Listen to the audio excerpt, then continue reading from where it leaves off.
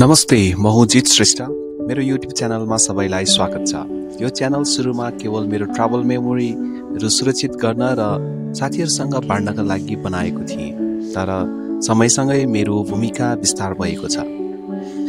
म शैक्षिक क्षेत्रमा पनि क्रियाशील छु, विशेष गरी आतिथ्य व्यवस्थापन, होटल म्यानेजमेन्ट, जसलाई हस्पिटालिटी म्यानेजमेन्ट पनि भन्न सकिन्छ, जुन पर्यटन व्यवसायसँग जोडिन्छ।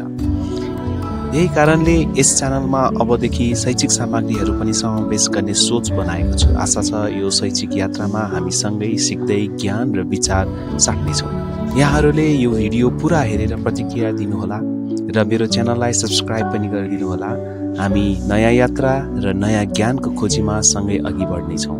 आजको हाम्रो पहिलो पाठ हो मेनु इन्जिनियरिङ। यो विषय विशेष गरी होटल व्यवस्थापन, रेस्टुरेन्ट सञ्चालन र फुड एन्ड बेभरेज व्यवसायसँग सम्बन्धित छ।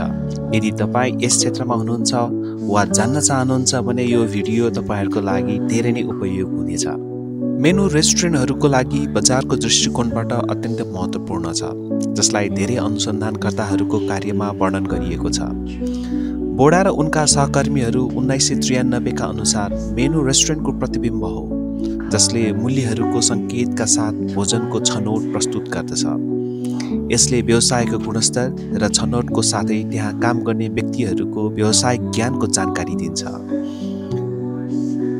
वोलेसेक 2006 अनुसार मेनु भनेको खानपान व्यवसायहरूमा खाना चयनको साथमा मूल्यहरू प्रस्तुत गर्ने मूल्यको सूची हो।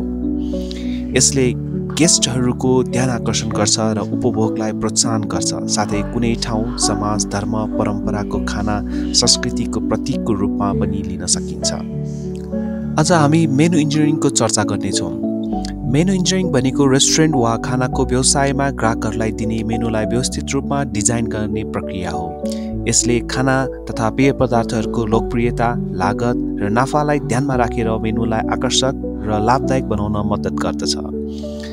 मेनु इन्जिनियरिङ अथवा मेनु विश्लेषण नेपाली होटल व्यवस्थापन क्षेत्रमा कम अध्ययन गरिएको क्षेत्र हो, तर अन्तर्राष्ट्रिय रूपमा पनि यस विषयमा धेरै थोरै रिसर्च र जर्नल आर्टिकलहरू लेखिएका छन्। पहिलो मोडल मिलरले सन् 1980 मा बनाएका थिए। यो MAM मेनु एनालाइसिस मोडल अर्थात् मेनु विश्लेषण मोडल भनिने मोडल हो, जसको सहयोगले लोकप्रिय र खाना लागत कम पर्ने खानाहरू पहिचान गर्न सकिन्छ। क्वान्टिटी र खाना पकाउने औसत लागतको प्रकाशित विवरणको आधारमा मिलरले 4 चतुर्भुज म्याट्रिक्स विकास गरे। मिलरले यी दुई मुख्य तत्त्वहरूलाई आधार मानेर 4 क्वाड्रेन्ट म्याट्रिक्स विकास गरे, जसमा विनर विजेता, मार्जिनल दोस्रो, मार्जिनल तेस्रो र लुजर हार्नेहरू 4वटा क्याटेगोरीमा क्याटेगोराइज गरेको पाउँछौँ हामीले। विनर विजेता, जसमा उच्च लोकप्रियता, हाई पपुलारिटी र खाना लागत कम यानि कि लो इन फुड कस्ट परेको खानाका आइटम्सहरू पर्छन्। मार्जिनल सेकेन्ड, जसमा उच्च लोकप्रियता यानि कि हाई पपुलारिटी र खानाको लागत उच्च खानाहरू पर्दछन्। मार्जिनल थर्डमा कम लोकप्रियता यानि कि लो पपुलारिटी र खानाको लागतमा कम लो इन फुड कस्टका आइटम्सहरू पर्दछन्। त्यसै गरी लुजर्स हार्नेहरू भन्ने सकिन्छ। कम लोकप्रियता, जसमा चाहिँ पोर सेल्स देखिन्छ र खानाको लागतमा एकदम हाई, लागतमा चाहिँ फुड कस्टमा एकदम हाई पर्ने खानाका आइटम्सहरू चाहिँ लुजर्समा पर्दछन्। मिलरका अनुसार यदि 60% खाना विनर र मार्जिनल थर्ड श्रेणीमा पर्दछ भने त्यो रेस्टुरेन्टका लागि उचित हुन्छ। कास्नावा एन्ड स्मिथले सन् 1982 मा मिलरको मोडललाई परिमार्जन गरी प्रोडक्सन कस्ट यानि कि उत्पादन लागतको सट्टामा कन्ट्रिब्युसन मार्जिन यानि कि योगदान मार्जिनको प्रयोग गरे। यही मोडललाई मेनु इन्जिनियरिङ मोडल भन्न सकिन्छ। कास्नावा स्मिथ 1982 मोडल BCG म्याट्रिक्समा आधारित छ भन्न सकिन्छ। आज हामीहरू यही मेनु इन्जिनियरिङ मोडलको चर्चा गर्नेछौँ, किनभने यो विश्लेषणको सबैभन्दा सामान्य रूपमा प्रयोग गरिने विधि हो। यस मोडलमा लेबर कस्टलाई स्थिर लागतका रूपमा वर्गीकृत गरिन्छ। किनभने रेस्टुरेन्टमा कुनै पनि दिन पाहुना नभए पनि श्रमको भुक्तानी गर्नै पर्छ। So it's a fix cost. त्यसैले यो विधिमा मेनुका परिकार तयार पार्न प्रयोग गरिने सबै सामग्रीहरूको कुल लागत, टोटल फुड कस्ट र नाफामा मेनु आइटमको योगदान margin, it's means contribution margin हेरिन्छ। मेनु इन्जिनियरिङको उद्देश्य मेनुको मुनाफाको विश्लेषण गर्न सक्षम हुनु हो, मेनुको विश्लेषण गर्न र मेनु स्कोरिङ विधि लागू गर्नु हो। मेनु इन्जिनियरिङ मेनुमा प्रत्येक परिकारको लोकप्रियता र लागत बिक्री मूल्य सम्बन्ध, जसलाई योगदान मार्जिन भनिन्छ, यसको विश्लेषणमा निर्भर गर्दछ। यस दृष्टिकोणका धेरै संस्करणहरू छन् र हाल कम्प्युटर सफ्टवेयरले यस कार्यको धेरै जसो भाग गर्दछ। मेनु इन्जिनियरिङको उद्देश्य भनेको मेनुमा रहेका प्रत्येक परिकारको प्रदर्शनको तुलना गर्नु हो। प्राय प्रयोग गरिने मापदण्डहरू हुन् आर्थिक प्रदर्शन, जसलाई प्रफिटेबिलिटी अर कन्ट्रिब्युसन मार्जिन भन्छौँ, र प्रत्येक परिकारको बिक्री मात्रा अर पपुलारिटी। अब यसलाई चाहिँ हामी भोल्युम अफ सेल्सको बेसिसमा हेर्छौँ। यसलाई 2P पनि भन्न सकिन्छ। सम्झिन सजिलोको लागि हामी 2P पनि प्रयोग गर्न सक्छौँ। प्रफिटेबिलिटी, जसलाई हामी कन्ट्रिब्युसन मार्जिन वा नाफाको रूपमा लिइन्छ। कन्ट्रिब्युसन मार्जिन भनेको कुनै मेनु आइटमले नाफा दिने योगदान हो, जुन यहाँ सेल्समा फुड कस्ट घटाएर निकाल्न सक्छौँ, जुन एभरेज कन्ट्रिब्युसन मार्जिन भन्दा लो, बराबर वा बढी हाई पनि हुन सक्छ। एभरेज कन्ट्रिब्युसन मार्जिन चाहिँ हामी टोटल कन्ट्रिब्युसन मार्जिनलाई total number of items, menu आइटम्सले भाग लगाएर निकाल्न सक्छौँ। अर्को पी पपुलारिटी, जसलाई प्रत्येक मेनु आइटमको बिक्रीलाई लिइन्छ। यसलाई बिक्री मात्राको आधारमा नाप गरिन्छ। यो अपेक्षित लोकप्रियता सेल्सको अवधारणामा आधारित छ। जस्तै उदाहरणका लागि मेनुमा 4 वस्तुहरू छन्, प्रत्येकलाई समान रूपमा लोकप्रिय मानिएको छ भने प्रत्येकको बिक्री 25% हुने अपेक्षा गरिन्छ। मेनु इन्जिनियरिङले मान्दछ कि कुनै वस्तु लोकप्रिय छ भने यसको बिक्री अपेक्षित बिक्रीको 70% बराबरको हुन्छ। मेनु इन्जिनियरिङ भन्नाले मेनुमा भएका खानाहरूलाई विश्लेषण गर्नु हो, ताकि मेनुमा भएका सबै खानाका परिकारहरूले राम्रो नाफा दियोस् र बिक्री होस्। यी मापदण्डहरूका आधारमा सबै परिकारहरूको विश्लेषण गरिन्छ र तिनीहरूको प्रदर्शन देखाउन 4 भागको म्याट्रिक्स प्रयोग गरिन्छ। म्याट्रिक्सको प्रत्येक चौकुनालाई तिनीहरूको प्रदर्शनलाई प्रतिनिधित्व गर्न एउटा नाम दिइन्छ: स्टार, फ्लोहर्स, पजल र डग। स्टार उच्च लोकप्रियता र उच्च योगदान मार्जिन भएको मेनुका परिकारहरूलाई स्टारको रूपमा वर्गीकृत गरिन्छ। यस्ता परिकारहरूको कडाइका साथ गुणस्तर मापदण्ड कायम गर्नुपर्छ र मेनुमा अत्यन्तै प्रष्ट र देखिने स्थानमा राख्नुपर्छ। तिनको बिक्री र नाफा बढाउन सुझावमूलक बिक्रीको विधि अपनाउनुपर्छ, सजेस्टिभ सेलिङ। मेनुमा भएका सबै परिकारहरू यस स्टार अन्तर्गत राख्न प्रयास गरिन्छ र मेनु इन्जिनियरिङको अर्को प्रमुख उद्देश्य भनेको पनि यस स्टार क्याटेगोरीमा कसरी मेनु आइटमहरूलाई पुर्याउने भन्ने हो। फ्लोहर्स भनेका ती परिकार हुन् जसको लोकप्रियता यानि कि सेल्स भोल्युम चाहिँ घोडाको रफ्तार जस्तै उच्च हुन्छ, तर नाफा कन्ट्रिब्युसन मार्जिन भने कम हुन्छ। यस श्रेणीमा पर्ने परिकारहरूको मूल्य वृद्धि गर्ने वा परिणाम घटाए नाफा बढाउने प्रयास गर्न सकिन्छ। यदि बजारमा मूल्यप्रति संवेदनशीलता छ भने विशेष योजना बनाउनु पर्ने हुन सक्छ। पजल, लो सेल्स तर हाई प्रफिट मार्जिन, उच्च मुनाफा भएका मेनु आइटमहरूलाई पजल अन्तर्गत राखिन्छ। मेनु आइटमको सेल्स कम भए पनि हाई प्रफिट मार्जिन भएकोले यी आइटमहरूले मेनुमा राखौँ कि निकालौँ भन्नेमा कन्फ्युज बनाउँछ। यी आइटमहरूको माग बढाउन र मूल्य घटाउने विचार गर्न आवश्यक हुन्छ। यस्ता उत्पादनहरू कम लोकप्रिय भए पनि उच्च मुनाफा दिने क्षमता राख्छन्।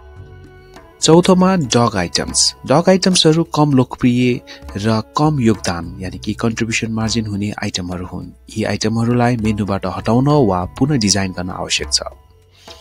यो मेनु इन्जिनियरिङ विधिले मेनुमा रहेका प्रत्येक परिकारको नाफा कन्ट्रिब्युसन मार्जिन र सेल्स यानि कि पपुलारिटी बिक्रीको मूल्याङ्कन गरेको हुन्छ। यसपछि यी दुवै मापनलाई संयोजन गरी प्रत्येक परिकारलाई 4 वटामा वर्गीकरण गरिन्छ। सुरुमा प्रत्येक परिकारको योगदान मार्जिन निकाल्नु पर्ने हुन्छ, जुन हामीले अघि नै चर्चा गरिसकेका छौँ। अब हामी मेनुका परिकारहरूलाई मेनु इन्जिनियरिङको 4वटा ग्रिडमा वर्गीकरण गर्दै गर्दा कुन क्याटेगोरीमा पर्यो भने के नीति अवलम्बन गर्न सकिन्छ भन्ने बारे चर्चा गर्नेछौँ। यसमा तपाईहरूलाई उपयुक्त लाग्ने कुनै आफ्नै उपायहरू पनि अपनाउन सक्नुहुन्छ। स्टार, यसलाई गोल आइटम पनि भनिन्छ। यस आइटमलाई केही नगरी जस्ताको जस्तै मेनुमा राख्दा नि हुन्छ, किनकि यसमा नाफा र बिक्री दुवै उच्च छ, त्यही भएर यसलाई गोल्ड भनेको हो। यस आइटमको हल्का मेनुमा राखेको मूल्यलाई तलमाथि गर्न सकिन्छ। मेनुको मूल्य विवेकपूर्ण ढङ्गले चलाउनु पर्छ। अर्को उत्तम उपाय भनेको पर्सनल सेलिङ हो, जसले अझ धेरै नाफा र बिक्रीलाई बढाइदिन्छ। प्रो हर्सलाई नि केही नगर्दा नि हुन्छ, तर यस आइटममा नाफा कम हुने भएकोले मेनुको मूल्य अलि बढाएर नाफा बढाउन सकिन्छ। नाफा बढाउन मेनुको लागत पनि घटाउन सकिन्छ।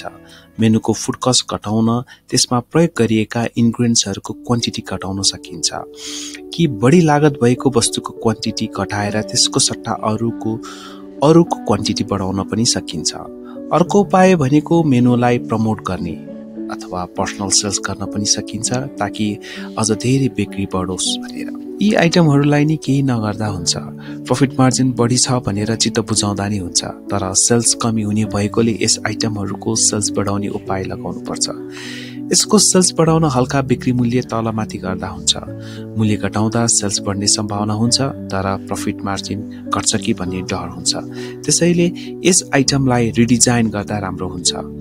मेनु रिडिजाइन गर्दा मेजर इन्ग्रेडिएन्ट्स त्यही प्रयोग गरी नयाँ ढङ्गले खानालाई रिडिजाइन गर्दा बेटर हुन्छ।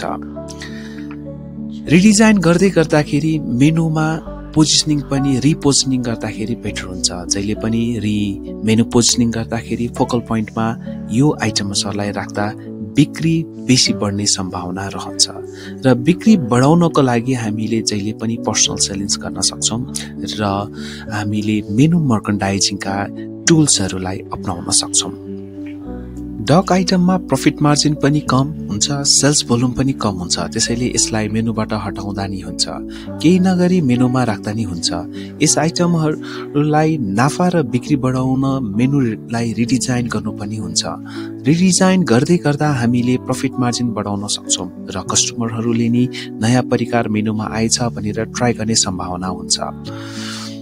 सेल्स भोल्युम कम भएकोले हामीले सेल्स भोल्युम पनि बढाउनु पर्ने हुन्छ। सेल्स भोल्युम बढाउनको लागि हामीले पर्सनल सेलिङ्स गर्न सक्छौँ र मेनु मर्कन्डाइजिङ गर्न सक्छौँ। हामीले मेनु इन्जिनियरिङको ग्रिड अथवा 4 क्याटेगोरीमा पर्दै गर्दा अवलम्बन गर्न सकिने सम्भावित नीतिहरूका त कुरा गर्यौं। अब कुन खाना स्टार, प्लोहर्स, पजल र डकमा पर्यो भन्ने थाहा पाउनका लागि मेनु इन्जिनियरिङ सिट कसरी पर्ने भन्ने चर्चा गर्नेछौँ। यहाँ एउटा उदाहरणको लागि कहग फाइन डाइनिङ रेस्टुरेन्टको मेनु इन्जिनियरिङ सिट लिएका छौँ, जुन मङ्सिर महिनाको कारोबारको आधारमा गर्नेछौँ। मेनु इन्जिनियरिङ सिट भनेको कुनै पनि रेस्टुरेन्टमा बिक्री भएका परिकारहरूको फाइनान्सियल र सेल्स विश्लेषण गर्ने तालिका हो। यसले हामीलाई 4वटा महत्त्वपूर्ण मेनुका वर्ग यानि कि menu engineering grid, star, plowhorses, puzzle, डकमा वर्गीकृत गर्न सहयोग गर्छ। यहाँ प्रस्तुत गरिएको मेनु इन्जिनियरिङ सिटमा हजुरहरूले 12वटा कोलम देख्न सक्नुहुन्छ। मेनु इन्जिनियरिङ सिटमा भएका मुख्य तत्त्वहरूमा मेनु आइटम्स, मेनुमा भएका परिकारहरू, कति परिकार छन् भन्ने देखाउँछ। नम्बर अफ सोल्ड आइटम्स, बिक्री संख्याहरू, कुन परिकार धेरै वा कम बिक्री भयो, जुन हामीले सेल्स रिपोर्टको बेसिसबाट लिन सक्छौँ। BSP, सेलिङ प्राइस, जुन कोलम 4 मा छ, जुन मेनुमा दिएको हुन्छ।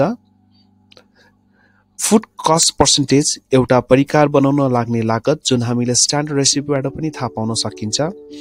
कन्ट्रिब्युसन मार्जिन, CM भनेर कोलम 8 मा देख्न सक्छौँ। कुल बिक्रीबाट भएको मुनाफा जनाउँछ यसले। सेल्स पर्सेन्टेज, जुन हामीले कोलम 10 मा देख्न सक्छौँ, जसले आइटमको पपुलारिटीलाई बुझाउँछ। कुन परिकार धेरै बिक्री भएको छ भनेर देखाउँछ। मेनु पोजिसन, अन्तिम कोलम 12। मेनु इन्जिनियरिङ ग्रिड, जसले कुन परिकार राख्ने, परिवर्तन गर्ने वा हटाउनेको लागि सुझाव दिन्छ। प्र्याक्टिकली मेनु इन्जिनियरिङ मेनुमा भएको सम्पूर्ण आइटमहरूको गरिँदैन, मात्र मेजर आइटमहरूको मेनु इन्जिनियरिङ एनालाइसिस गरिन्छ। यहाँ हामी मेन कोर्सको गर्नेछौँ, जसमा 5वटा मेनुका परिकारहरू छन्। बफ स्टेक, बार्बिक्यू रिब्स, समयावजी, मिथिला थाली र थकाली सेक। कोलम 6 मा टोटल सेल्स देख्न सक्नुहुन्छ। टोटल सेल्स बिक्री भन्नाले कुनै पनि सामान वा सेवाबाट कति आम्दानी भयो भन्ने बुझाउँछ। यसको गणना गर्न साधारण सूत्र प्रयोग गर्न सकिन्छ। Sales equal to number of sold items multiplied by base selling price, जुन column 6 equal to column 3 multiplied by column 4 गरेर निकाल्न सकिन्छ। यदि तपाईहरुको रेस्टुरेन्टमा बफ स्टेकको प्रति प्लेट मूल्य 475 रुपैयाँ छ र तपाईले 250 प्लेट सेल्स गर्नुभयो भने sales equal to 250 multiplied by 475 equal to 1,18,750 rupees तपाईहरुको टोटल सेल्स हुन आउँछ। यसैगरी बार्बिक्यू रिब्स को 90 multiplied by 725 equal to 65,250 हुन आउँछ। समयावधि 450 multiplied by 220 equal to 99,000 हुन आउँछ। मिथिला थाली 125 multiplied by 260 equal to 32,500 हुन आउँछ।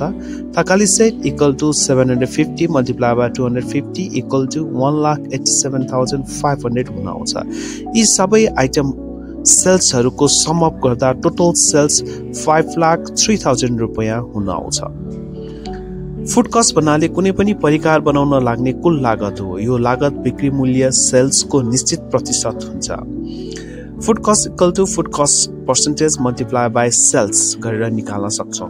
जुन कोलमको बेसिसमा जाँदाखेरि कोलम 7 मा निकाल्नको लागि column 7 equal to column 5 multiply by column 6 गर्न सक्छौं। यदि तपाईले बफ स्टेकको बिक्री 1,18,750 रुपैयाँ गर्नुभयो र यसको फुड कस्ट पर्सेन्टेज 36% छ भने food cost equal to 36% multiply by 1,18,750 equal to 42,750 रुपैयाँ हुन्छ। यसैगरी बार्बिक्यू रिब्सको पनि 42% मल्टिप्लाई बाई 65,250 इक्वल टु गर्दाखेरि 27,405 रुपीस हुन आउँछ। समयावधि 30% मल्टिप्लाई बाई 99,000 इक्वल टु 29,700 हुन आउँछ।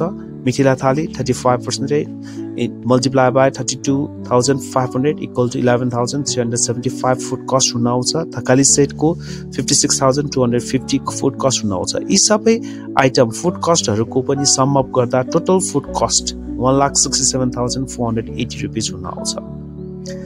कुनै पनि व्यवसायमा बिक्रीबाट भएको कुल आम्दानीबाट कति पैसा खर्च कटौती पछि कति रुपैयाँ बच्छ भन्ने कुरा थाहा पाउन जरुरी हुन्छ। त्यसैको लागि हामी कन्ट्रिब्युसन मार्जिनको हिसाब गर्छौं। कन्ट्रिब्युसन मार्जिन निकाल्नको लागि contribution margin equal to sales minus food cost divided by number of sold items गर्यौं भने हामीले निकाल्न सक्छौं। जस्तै कोलमको बेसिसमा जाँदाखेरि कोलम 8 थाहा पाउनको लागि कोलम 6 बाट कोलम 7 घटाएर कोलम 3 ले भाग गर्यौं भने निकाल्न सक्छौं कन्ट्रिब्युसन मार्जिन।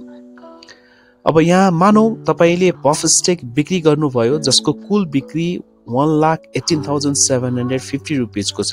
यसको फुड कस्ट भने 42,750 रुपैयाँ छ र तपाईले 250 प्लेट बिक्री गर्नुभयो भने 1,18,750 minus 42,750 divided by 250 हुन आउँछ, जसको सम अप गर्दाखेरि 304 रुपैयाँ प्रति प्लेट हुन आउँछ। यसैगरी बार्बिक्यू रिब्स को पनि 420.5 हुन आउँछ। समयावधि 154, मिथिला थाली 169 र थकाली सेट 175 हुन्छ। सीधा रूपमा भन्ने हो भने योगदान मार्जिन भनेको अथवा कन्ट्रिब्युसन मार्जिन भनेको बिक्रीबाट खाद्यान्न लागत घटाएपछि बेच्ने रकम हो। अब हामी प्रॉफिट एनालाइसिस गर्नको लागि औसत योगदान मार्जिन यानी कि एभरेज कन्ट्रिब्युसन मार्जिन निकाल्छौं। एभरेज कन्ट्रिब्युसन मार्जिन निकाल्ने सूत्र average contribution margin equal to total sales minus total food cost divided by number of sold. मानौ कहगा रेस्टुरेन्ट को कुल बिक्री टोटल सेल्स 5,03,000 रुपैयाँ को छ। कुल खाद्यान्न लागत टोटल फुड कस्ट 1,67,480 रुपीस छ। कुल परिकार बिक्री टोटल आइटम सोल्स 1,665 वटा आइटम सेल्स गरेका छौं। औसत योगदान मार्जिन एभरेज कन्ट्रिब्युसन मार्जिन निकाल्दै गर्दाखेरि 5,03,000 minus 1,67,480 divided by 1,665 गर्दाखेरि 201.5 रुपैयाँ प्रति परिकार यसको औसत कन्ट्रिब्युसन मार्जिन आउँछ। That means average contribution margin 201.5 हुनुपर्छ। यसको आधारमा एभरेज कन्ट्रिब्युसन मार्जिन 201.5 रुपैयाँ प्रति मेनु आइटम छ। अब 201.5 रुपैयाँ भन्दा कुनै पनि मेनु आइटमको कन्ट्रिब्युसन बढी छ भने कन्ट्रिब्युसन मार्जिन पोजिसनमा हाई हुन्छ, यदि कम छ भने लो हुन्छ। यसको आधारमा यहाँ बफ स्टेकको contribution margin contribution position high हुन्छ, किनकि यसको कन्ट्रिब्युसन मार्जिन 304 रुपैयाँ प्रति परिकार छ अथवा प्रति प्लेट छ, जुन एभरेज कन्ट्रिब्युसन मार्जिन भन्दा बढी हो। यसैगरी बार्बिक्यू रिब्सको 420.5 हाई हुन आउँछ। समयबजीको 154 छ, जुन 205 भन्दा लो हुन आउँछ। मिथिला थाली 169, यो पनि लो हुन आउँछ। थकाली सेटको 170 हुन आउँछ, जसको पनि एभरेज कन्ट्रिब्युसन मार्जिन भन्दा लो हुन्छ। अब यसै गरी सेल्स पर्सेन्टेजको पनि एनालाइसिस गर्नुपर्छ। बिक्री प्रतिशत सेल्स पर्सेन्टेज भन्नाले कुनै विशेष परिकारको बिक्री कुल बिक्रीको कति प्रतिशत हो भन्ने जनाउँछ। बिक्री प्रतिशत निकाल्ने सूत्र sales percentage equal to item sold divided by total item sold multiply by 100 हुन आउँछ। यही फर्मुलाको आधारमा बफ स्टेकको 15.02% हुन आउँछ सेल्स पर्सेन्टेज। बार्बिक्यू रिब्सको सेल्स पर्सेन्टेज 5.41% हुन आउँछ। समयबजीको 27.3% हुन आउँछ। मिथिला थालीको 7.5% हुन आउँछ। थकाली सेटको 45.05% हुन आउँछ। फेरि यसलाई पनि एभरेज सेल्स पर्सेन्टेजसँग कम्पेयर गरी सेल्स पोजिसन हाई हुन्छ कि लो हुन्छ भनी हामी एनालाइसिस गर्छौं। औसत बिक्री एभरेज सेल्स भन्नाले कुल बिक्री गरिएका परिकारहरूको औसत संख्या हो, जुन व्यावसायिक योजना बनाउन महत्त्वपूर्ण हुन्छ। औसत बिक्री निकाल्ने सूत्र average sales equal to 100 divided by number of menu items multiply by sales assumption percentage हो। यहाँ कह रेस्टुरेन्टमा कुल 5वटा मेनु आइटम छन्। हामीले 70% बिक्रीको अनुमान गर्छौं, high sales assumption. Average sales equal to 100 divided by 5 multiply by 70%, जुन 14% आइटम हुनुहुन्छ। यसले हामीलाई के जानकारी दिन्छ भने मेनुमा भएको कुनै पनि परिकार कम्तीमा 14% बिक्री भएको छ भने त्यसलाई हाई सेल्स उच्च बिक्री भएको मान्न सकिन्छ। यदि कम छ भने लो सेल्स कम बिक्री। यसलाई पपुलारिटीको आधारमा एनालाइसिस गरिएको हो। यसको आधारमा एभरेज सेल्स 14% प्रति मेनु आइटम छ। अब 14% भन्दा कुनै पनि मेनु आइटमको सेल्स पर्सेन्टेज बढी छ भने सेल्स पोजिसन हाई एच हुन्छ, यदि कम छ भने लो एल हुन्छ। यसैको आधारमा यहाँ beef स्टेकको sales position high H हुन्छ, किनकि यसको सेल्स पोजिसन 15.04% छ, जुन एभरेज सेल्स भन्दा बढी हो। यसैगरी बार्बिक्यू रिब्सको 5.41% छ, जुन लो हुन आउँछ। समयबजी 27.3% छ, जुन हाई हुन्छ। मिथिला थाली 7.5% छ, जुन लो छ। थकाली सेट 45.05% छ, जुन धेरै हाई छ। अब दुईवटा कन्ट्रिब्युसन मार्जिन पोजिसन र सेल्स पोजिसनको आधारमा मेनुका परिकारलाई वर्गीकृत गर्छौं। बफ स्टेकको कन्ट्रिब्युसन मार्जिन र सेल्स दुवै हाई छ, सो यो मेनु आइटम स्टारमा पर्न जान्छ।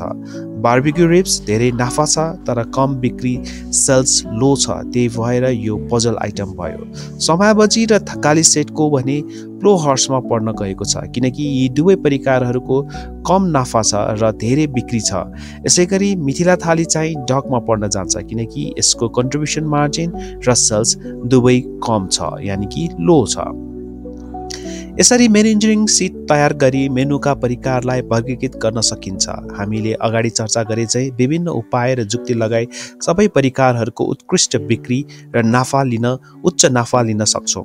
मेनु इन्जिनियरिङले रेस्टुरेन्टको मुनाफा बढाउँछ, कमजोर परिकार हटाउन वा सुधार गर्न सहयोग गर्छ, सही परिकारहरूको प्रचार गर्न सजिलो हुन्छ, खर्च घटाएर अधिक नाफा लिन मद्दत गर्छ। यसरी यदि तपाईलाई आफ्नो रेस्टुरेन्ट वा क्याफेमा मुनाफा बढाउन चाहनुहुन्छ भने मेनु इन्जिनियरिङ सिट तयार पार्नुहोस् र यसको सही उपयोग गर्नुहोस्। तपाईलाई यो जानकारी उपयोग लाग्यो भने लाइक, कमेन्ट र सब्स्क्राइब गर्न नबिर्सिनुहोला। अर्को भिडियोमा हामी फेरि भेटौँला। धन्यवाद।